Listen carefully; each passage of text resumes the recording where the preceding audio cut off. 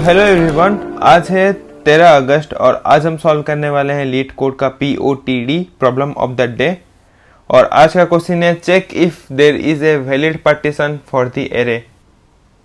और इस क्वेश्चन को हम समझते हैं। तो ये क्वेश्चन में बेसिकली हमें बोला गया है कि हमारे पास एक इंटीजर है जो कि जीरो इंडेक्स्ड इंटीजर है। तो you are given zero indexed integer array और जिसका नाम है nums. You have to partition the array into one or more continuous sub array। तो हमें बोला है कि हमें इस एरे जो नम्स नाम का जो जीरो इंडेक्स्ड इंटीजर एरे है इसको हमें पार्टीशन करना है, एक या एक से ज्यादा से हमें पार्टीशन कर लेना है और कंटिन्यूअस वे में हमें पार्टीशन करना है। तो कंटिन्यूअस वे मतलब कि हमें यहाँ पर एरे है, हाँ, और हम ऐसे ऐसे करके पार्टीशन करना है और वो एक एक पार्ट बन जाएगा। We call a partition of array valid if each of the obtained array exists one or if each of the obtained sub array satisfy one of the following condition। हमें बोला कि we can call the partition of the array valid if each of the obtained sub array satisfy one of the following condition। जो कि तीन condition नीचे जो given दिया गया है, अगर वो उस एरे का पार्टीशन अगर कोई भी इन तीनों से एक रूल को सेटिस्फाई कर जा रहा है तो उस एरे को हम वैलिड मानेंगे, अदरवाइज वो वैलिड नहीं होगा। तो पहला रूल बोल रहा है कि हमारे पास दो इक्वल एलिमेंट होना चाहिए। वो जो सब एरे हम जो पार्टीशन करेंगे, जो सब एरे होंगे उसमें दो एलिमेंट होना चाहिए और वो दोनों इक्वल होना चाहिए। जैसे कि यहाँ पर 2 और 2 है, राइट। सेकेंड रूल बोला है कि हमारे पास एग्जैक्टली 3 इक्वल एलिमेंट होना चाहिए। जैसे कि यहाँ 4 4 4, वो एरे में सब एरे में 3 एलिमेंट होना चाहिए और वो इक्वल होना चाहिए। तीसरा ये बोल रहा है कि दिस सब array consist of exactly 3 consecutive increasing element. The difference between the adjacent element is 1। For example 3 4 5 is good, 1 3 5 is not. तो हमें बोला है कि वो जो सब एरे, जो पार्टीशन करने वाला जो सब एरे आएगा वो तब वैलिड होगा अगर वो जो एलिमेंट है, जो सब एरे के अंदर एलिमेंट है उनमें बस 3 एलिमेंट होना चाहिए और वो कंसेक्यूटिवली इंक्रीजिंग एलिमेंट होना चाहिए और उसका जो इंक्रीजिंग जो डिफरेंस होगा वो वैल्यू, उसका वैल्यू 1 होना चाहिए। जैसे कि 3 4 5 हो सकता है, 5 6 7 हो सकता है, 8 9 10 हो सकता है, 35 36 37 हो सकता है, बट इंक्रीजिंग होना चाहिए और उसका डिफरेंस 1 होना चाहिए, राइट। ऐसा नहीं होगा कि 1 50 100, ऐसा नहीं होगा, राइट। 3 एलिमेंट होना चाहिए और इंक्रीजिंग बाय 1 होना चाहिए, राइट। उसके बाद बोला कि return true if the array has at least 1 valid partition, otherwise return false. तो हम ऐसा एक पार्टीशन बनाएंगे और हर एक एरे, सब एरे, हाँ, अगर वैलिड कर जा रहा है किसी भी वे में, हम जो पार्टीशन कर रहे हैं और कोई भी वे में अगर हमें एक वैलिड सब एरे सब में मिलता है तो हमें रिटर्न ट्रू करना है, अदरवाइज हमें रिटर्न फॉल्स करना पड़ेगा, राइट। तो इस क्वेश्चन को एग्जाम्पल के साथ समझते हैं। एग्जाम्पल में जैसे कि, तो इस क्वेश्चन का रूल्स पहले मैं यहाँ पर लिख लेता हूँ एक बार फिर से, हाँ। तो मैं यहाँ पर रूल्स लिख रहा हूँ, रूल्स। जैसे कि पहला रूल्स हमें बोला गया है कि हमारे पास 2 एलिमेंट्स होने चाहिए और वो सेम होना चाहिए। दूसरा रूल में यह है कि हमारे पास 3 एलिमेंट्स होने चाहिए और वो सेम होना चाहिए। तीसरे रूल में है कि 3 एलिमेंट्स होने चाहिए और वो इंक्रीजिंग होना चाहिए और डिफरेंस होना चाहिए उसका अंदर 1। तो समझ में आ गया होगा। पहला रूल है कि 2 एलिमेंट होगा, सेम होगा। दूसरा रूल है कि 3 एलिमेंट होगा, सेम होगा। तीसरा रूल है 3 एलिमेंट होगा बट इंक्रीजिंग होगा बाय 1। ओके, तो हमें इस क्वेश्चन को ऐसे करना है। तो ये क्वेश्चन को हम यहाँ पर मिला, तो हम इस क्वेश्चन को कैसे कर सकते हैं। तो इसमें हमें रूल यहाँ पर जो इक्वल है, ये दोनों इक्वल है, तो हम यहाँ पर रूल 1 लगा दें और यहाँ पर क्या हो रहा है कि इंक्रीजिंग बाय 1 हो रहा है, तो 4 5 6 यहाँ रूल 3 लग रहा है। और ये हम ये दो पार्टीशन कर देंगे ये दोनों को, तो ये दोनों वैलिड हो जा रहा है। तो एक पार्टीशन में दो सब एरे जो निकल रहा है वो वैलिड हो रहा है, तो इसीलिए हम यहाँ पर रिटर्न ट्रू कर ले रहे हैं। वैसे ही यहाँ पर हम एग्जाम्पल 2 में क्या करेंगे कि यहाँ पर हम वैलिड, यहाँ पर रूल 1 लगा सकते हैं, और यहाँ पर दो एलिमेंट है, तो दो एलिमेंट में जो दो एलिमेंट का बात आता है तो रूल में बस दो एलिमेंट का बस रूल 1 ही है। जब दो लास्ट का दो एलिमेंट मिल जाए तो रूल 1 ही लगा सकते हो, ये तो नहीं लगा सकते। तो रूल 1 में क्या है कि दोनों सेम होना चाहिए। तो अगर मैं यहाँ पर रूल 1 लगा दिया, दो एलिमेंट सेम आ गए, बट यहाँ पर क्या रहा कि ये दोनों सेम नहीं है, तो यहाँ रूल 1 नहीं लग सकता, तो ये वाला वैलिड नहीं हुआ। बट और कोई पार्टीशन कर सकते हैं, और किसी वे में पार्टीशन कर सकते हैं। तो यहाँ पर देखें कि रूल 2 यहाँ पर लगा सकते हैं, जिसमें ये क्या हुआ 1 1 1, तीनों 1 आ गए। रूल 2 देखो, रूल 2 में क्या है, 3 एलिमेंट होना चाहिए और सेम होना चाहिए। तो यहाँ पर 3 एलिमेंट 1 1 है, तो यहाँ रूल 2 लग गया, बट एक ही एलिमेंट है। तो ऐसा कोई भी रूल नहीं है जिसमें एक एलिमेंट है। तो यहाँ से हमें दो कंफ्यूजन मिल रहा है कि अगर लास्ट 2 है तो सेम होना चाहिए, नहीं तो अदरवाइज फॉल्स। और लास्ट 1 रहा तो फॉल्स ही रिटर्न करो भाई साहब, राइट। ओके, तो वही, तो ये मेरे को लगता है कि इस क्वेश्चन का इंट्यूशन आपको समझ में आ गया होगा। ये क्वेश्चन का करना क्या है, क्वेश्चन का मतलब क्या है, वो समझ में आ गया होगा। तो इस क्वेश्चन को सॉल्व कैसे करेंगे, ये जो अप्रोच है अभी हम ये डिस्कस करते हैं।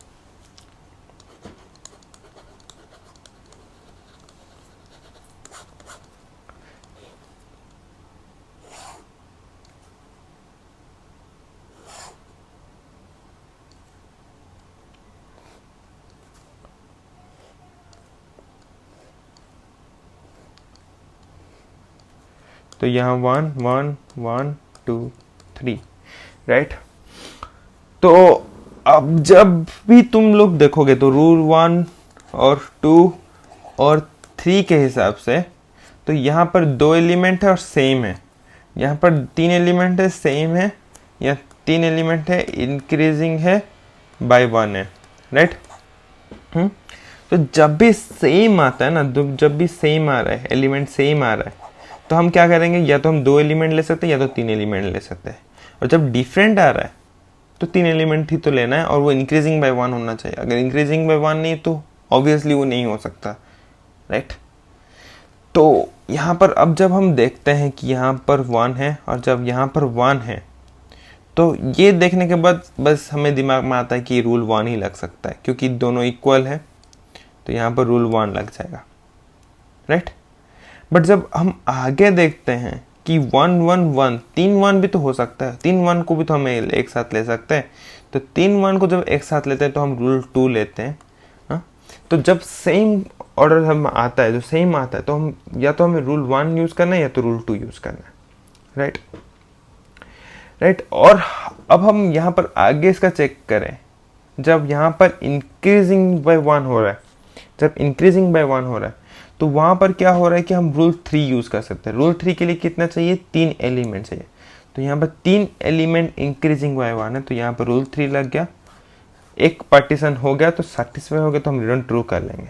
बट इस केस में हमारे पास क्या है, 2 एलिमेंट है, तो 2 एलिमेंट बचता है, तो हमें वो सेम चेक करने की, वो क्या सेम है, नहीं है, तो हम इस वाले केस में फॉल्स हो जाएगा, तो ये वाला फॉल्स हो जाएगा। तो बाय द वे एक पार्टीशन में हमें मिल गया, एक पार्टीशन करना मिल गया, तो हमें इससे रिटर्न ट्रू कर लेंगे, राइट। तो ये था हम लोग जो इंट्यूशन में समझे थे कि हाँ कैसे कैसे करना है, राइट। बट इससे हमें कुछ एक हिंट मिल रहा है। एक हिंट ये मिल रहा है कि अगर मैं इसको ट्रू मान ले रहा हूँ और इसको ट्रू मान ले रहा हूँ, ये वैलिड और ये वैलिड है, तो पूरा एरे वैलिड है, राइट, राइट। और इसमें से एक ये ट्रू है बट ये फॉल्स है, तो एक भी कहाँ फॉल्स आ रहा है, तो ये पूरा एरे फॉल्स आ जा रहा है, राइट।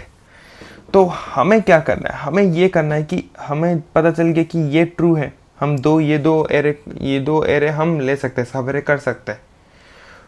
तो हमें क्या करना है कि आगे वाले को हमको बोलना है कि हाँ तुम आगे वाला पार्ट ला के दो रिकर्सिवली, और हम ये दो पार्ट को हम बोल दिए कि हाँ ये वाला ट्रू है तो हो गया, आगे वाला पार्ट हमें रिकर्जन ला के देगा। यही तो रिकर्जन में पढ़ते थे कि अभी अगर मैं ये 3 भी ले रहा हूँ, हाँ ये 3 भी कर रहा हूँ, तो ये 3 रूल में एक रूल में सेटिस्फाई हो रहा है, तो ये वाला वैल्यू ट्रू हो गया, तो आगे वाला वैल्यू अगर ट्रू आया तो ट्रू रिटर्न कर लो, आगे वाला वैल्यू नहीं आया तो फॉल्स रिटर्न कर लो, क्योंकि दोनों ट्रू चाहिए हमें। पार्टीशन करें तो हर एक कोई सब एरे वैलिड चाहिए, राइट। वैसे ही अगर मैं और एक एग्जांपल लूं,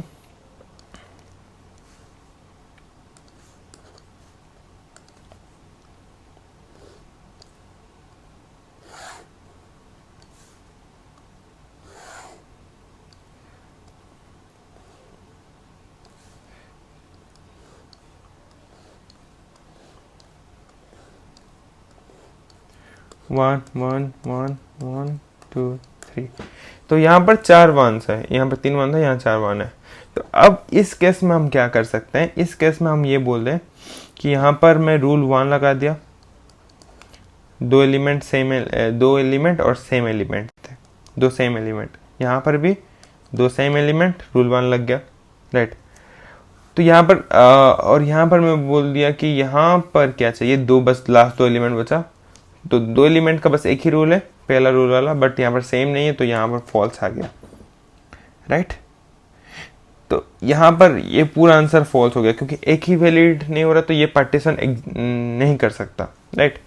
बट ये वाला केस में क्या हो रहा है कि हम यहाँ पर क्या कर रहे हैं, 3 ले सकते हैं, क्योंकि जहां जहां ये वाला केस आ रहा है ना कि 2 सेम एलिमेंट्स आ जा रहे हैं, तो यहाँ पर हमें ये भी चेक करना है कि ये 2 तो सेम आ रहे हैं, क्या ये 3 सेम आ रहे हैं, ये 3 सेम आ रहे हैं, तो इन 3 सेम को भी हमें दूसरे रूल से हमें वैलिड करना है, और हमें चेक करना है कि आगे वाला पार्ट है वो एग्जिस्ट कर रहा है कि नहीं।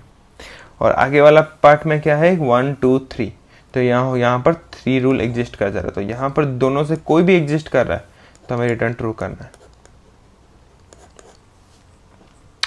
समझ में आ गया?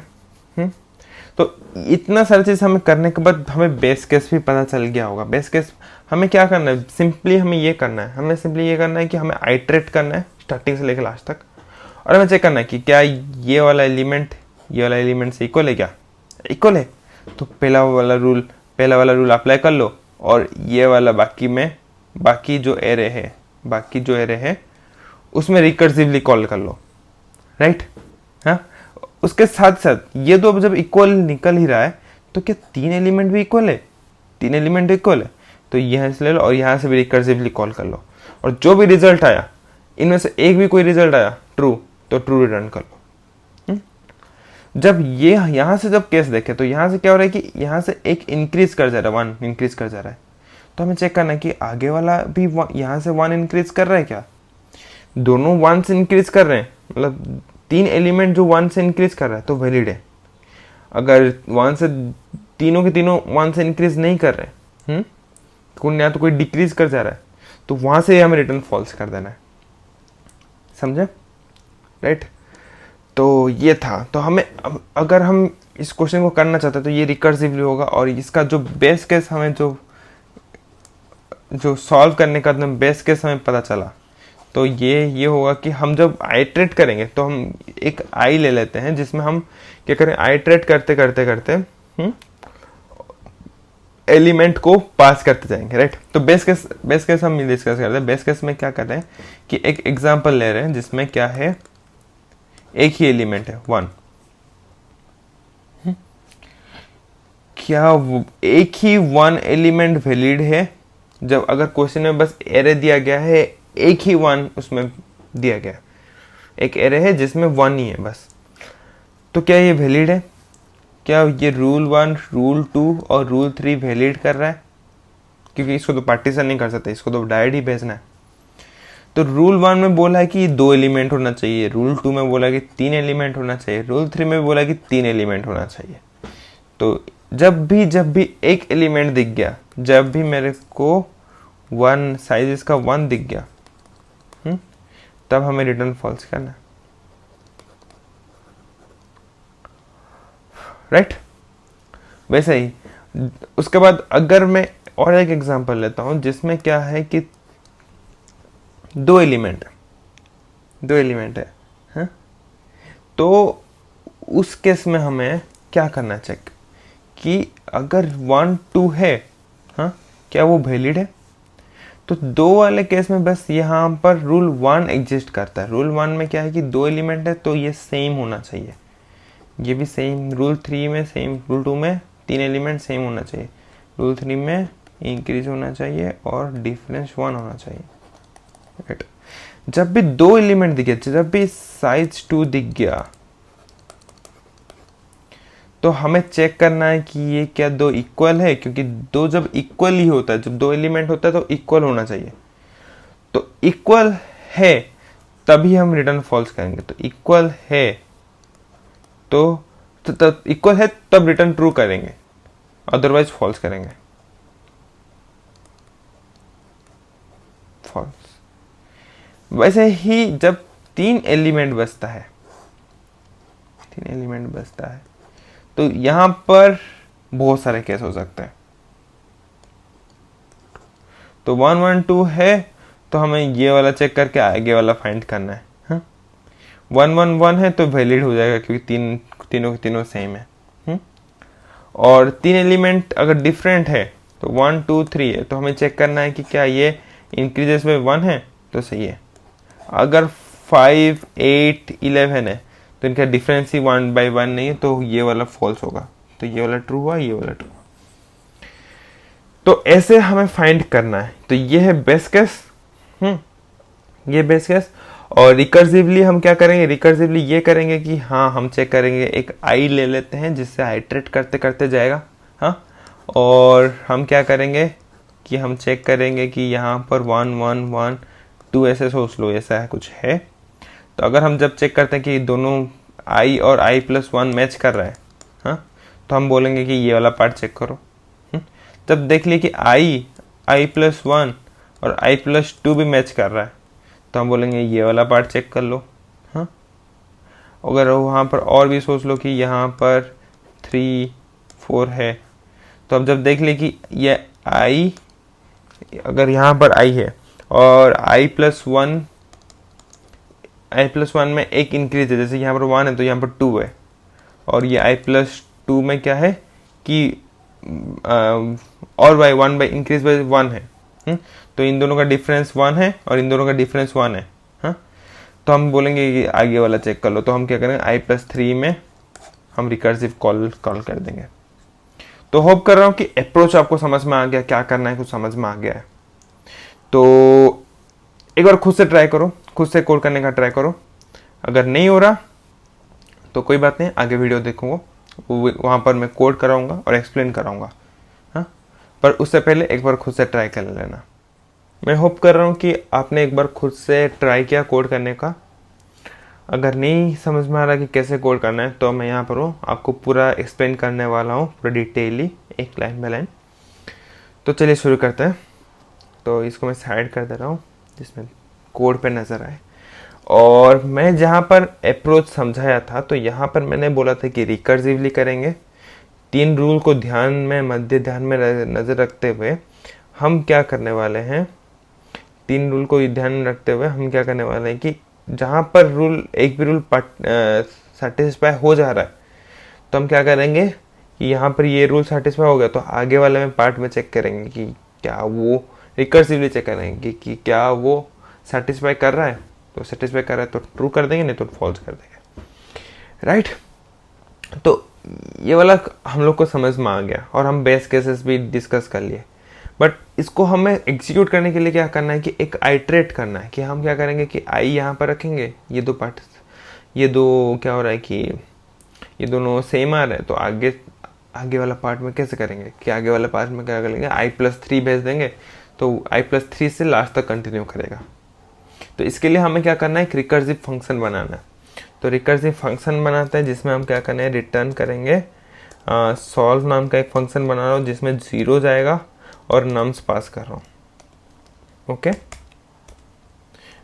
और ये भी बूल रिटर्न करेगा, सॉल्व इंट आई कर दिया वेक्टर इंट नम्स पास कर गया। ओके, और जैसे कि हम यहाँ पर हम लोग ने बेस केस डिस्कस किया था, जहाँ पर साइज 1 आ गया तो वहाँ पर हम रिटर्न फॉल्स करना है। क्या हुआ कि हम लोग सब सर्च कर लिया, लास्ट में बस 3 एक बचा है, तो 3 वाले को हम पार्टीशन नहीं कर सकते, राइट। 3 वाले को पार्टीशन कैसे करेंगे, 3 एक ही बचा है, तो पार्टीशन नहीं करेंगे तो उसको क्या 3 वाला एक ही एलिमेंट कोई रूल सेटिस्फाई करेगा? नहीं, क्योंकि रूल में लिखा है तीनों के तीनों रूल में या तो 2 एलिमेंट होगा या तो 3 एलिमेंट होगा, राइट।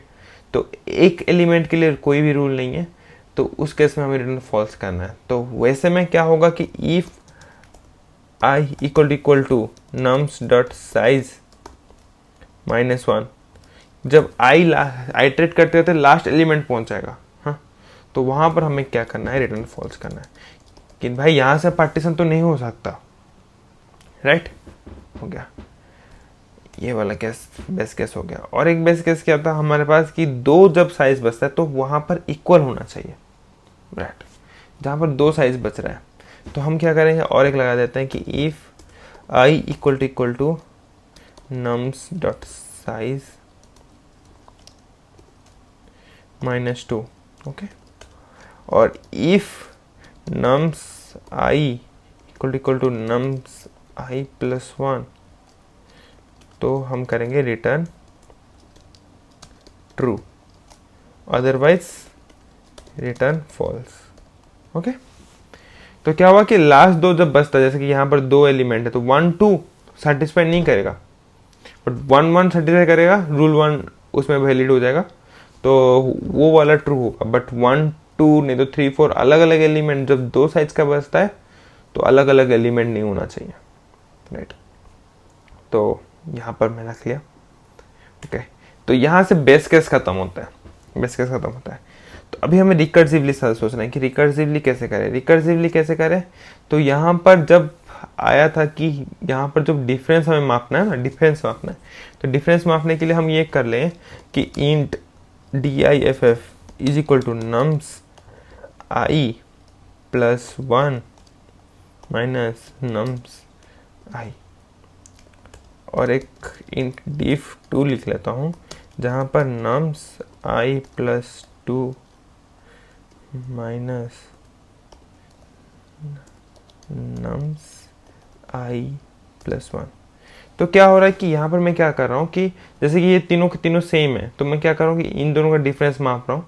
इन दोनों का डिफरेंस क्या होगा, 0, और इन दोनों का डिफरेंस क्या होगा, 0, तो सेम आ रहा है।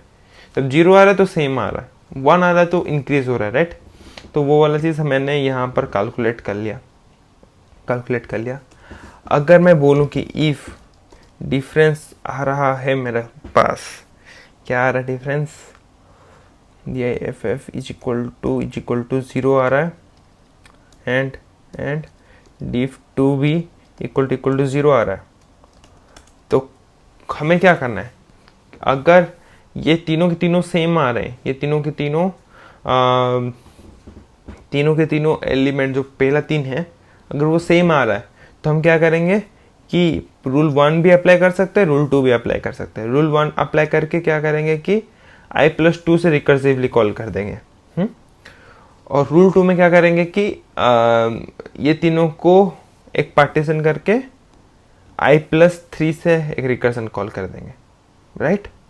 तो वैसे ही करना है। तो यहाँ पर क्या करना है कि मैं एक रिकर्सिवली कॉल कर रहा हूँ, bool ans answer 1 is equal to solve, और मैं क्या कर रहा हूँ, रूल 1 अप्लाई कर रहा हूँ। रूल 1 अप्लाई करने से i प्लस 2 में मैंने ये करूँगा, तो i प्लस 2 नम्स और bool ans 2 से, और यहाँ पर मैं क्या कर रहा हूँ, रूल 2 अप्लाई कर रहा हूँ। रूल 2 अप्लाई करने से क्या होगा, i प्लस 3 में मेरे को, क्योंकि ये i है, i plus 1, i plus 2, i plus 3 से मेरे को एग्जीक्यूट करना है। तो i प्लस 3 ओके, और मेरे को रिटर्न करना है। इनमें से कोई भी आंसर ट्रू आ रहा है तो मेरे को ट्रू कर देना है, तो मैं इसमें लगाऊंगा और फंक्शन, ओके ओके, सिंपल। उसके बाद else if diff is equal to 0 आया, ये वाला case diff is equal to 0 आया, तो यहाँ पर इसका मतलब है कि बस डिफ 0 आया, डिफ टू 0 नहीं आया। अगर डिफ टू 0 आया तो यहाँ पर सेटिस्फाई हो जाता, इसके अंदर चला जाता, बट डिफ 2 अगर 0 नहीं है, बस डिफ 1 ही 0 है। हाँ, तो हमें इस केस में क्या करना है कि रिटर्न करना है। अगर तो डिफ 1 0 है तो मतलब डिफ 0 1 0 है, मतलब क्या है, ये दोनों इक्वल है, बट यहाँ पर जो 1 दिख रहा है यहाँ पर 1 नहीं है, ये दोनों ही सेम है, ये यहाँ से सेम नहीं है।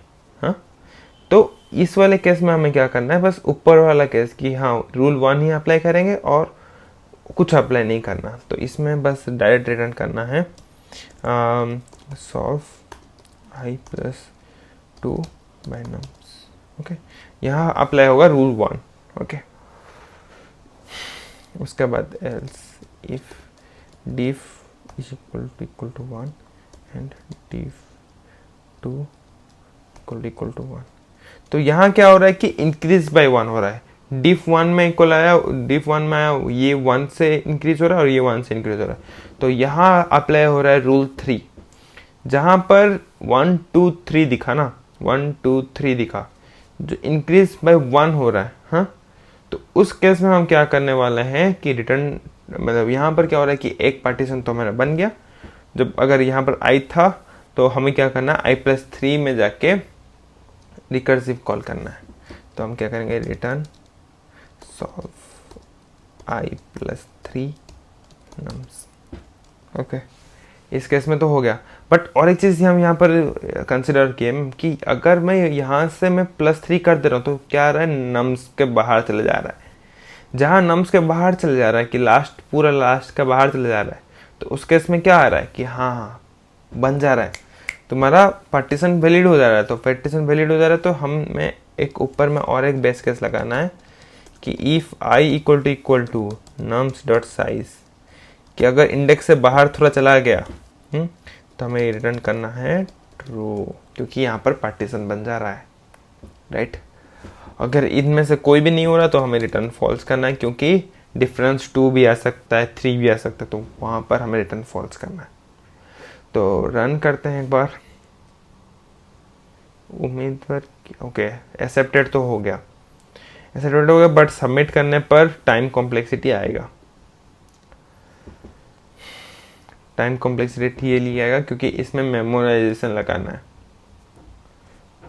TLE आ गया, तो TLE आने को, TLE को हमें ये करना है, TLE को हमें सॉल्व करना है, तो हमें मेमोराइजेशन लगाएंगे। तो यहाँ पर एक वेक्टर लिखेंगे जिसमें वेक्टर m नाम का दे देते हैं, जिसमें इंटीजर स्टोर हो रहा है, -1 तक कर रहे हैं, और मैं इसमें पास कर रहा हूँ m को। ओके, और ऊपर भी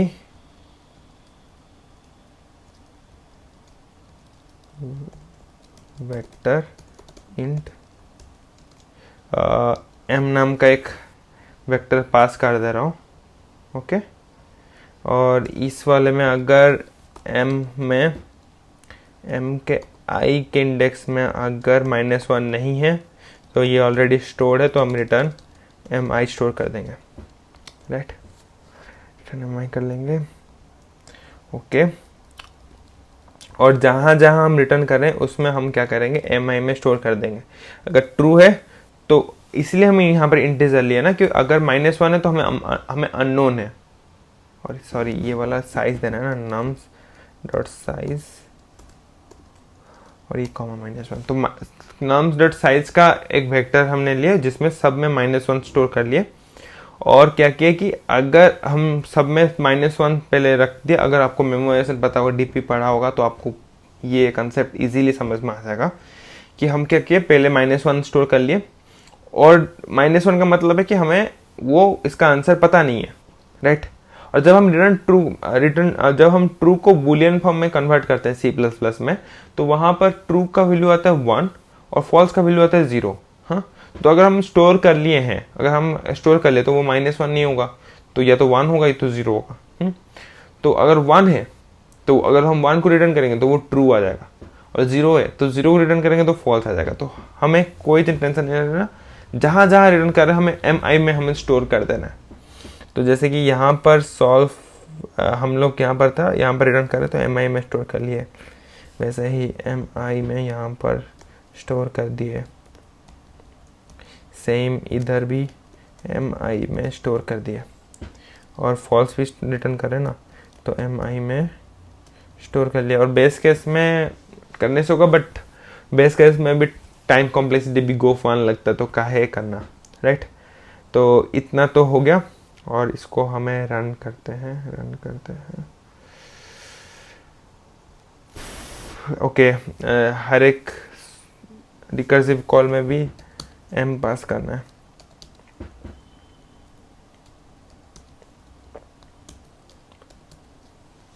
ओके, और किसी में तो नहीं चाहिए। ओके, सही है, रन करते हैं। एक्सेप्टेड हो गया, सबमिट करते हैं। ओके, एक्सेप्टेड हो गया। तो ये था कोड। उम्मीद करता हूँ कि आप लोग को समझ में आ गया होगा। तो आज के लिए ये POTD था। अगले दिन मिलते हैं अगले POTD के साथ। तब तक के लिए बाय।